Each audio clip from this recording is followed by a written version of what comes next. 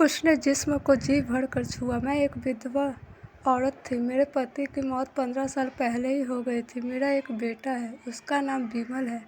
1 साल पहले उसकी शादी लता नाम की लड़की से हुई थी। रात भर विमल के साथ कमरे में रहकर मेरी बहू लता जब बाहर निकलती तब वह मुझको ऐसी निगाह से देखती थी जैसे मैं एक तरसती हुई औरत हूँ। मेरी उम्र 36 साल की थी। मेरा बदन सुडौल था। कभी कभी मेरे दिल में भी एक कसक सी उठती थी कि किसी मर्द की मजबूत बाहें मुझे जकड़ लें, जिससे मेरे बदन का अंग अंग चटक जाए। इसी वजह से मैं अपनी बहू लता से जलती भी थी। पिछले कुछ दिनों से गांव के जमींदार का बिगड़ैल बेटा मुकेश मेरे पीछे पड़ा हुआ था। जब मैं खेत पर जाती तब मुंडेर पर बैठकर वह मुझे देखता रहता था।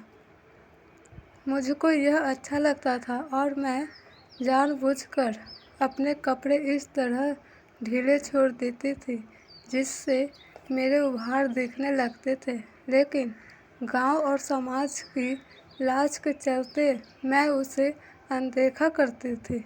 मुकेश को दीवाना करने के लिए इतना ही काफ़ी था। मैं जानती थी मुकेश मेरे जिस्म से खेलना चाहता है। मन मेरा भी होता था, लेकिन समाज के डर से मैं अपनी इच्छा दबा कर रख देती। एक दिन शाम का समय था। हल्की बारिश शुरू हो गई थी। मैं सोच रही थी कि जमींदार के खेत पूरी करके ही मैं घर जाऊं। मुझे मुकेश का इंतज़ार तो था ही। मुकेश भी ऐसे ही मौके के इंतज़ार में था। उसने पीछे से आकर मुझको जकड़ लिया। मैं कस मसाई और मैंने चिल्लाने की भी कोशिश की, लेकिन फिर मेरा बदन, जो लंबे समय से इस जकड़न का इंतज़ार कर रहा था, वो निढाल हो गया। मुकेश के छुअन से मैं मदहोश होने लगी। वह मुझको अपनी बाहों में भरकर मेरे पूरे बदन को चूमने लगा और मेरे जिस्म से खेलने लगा।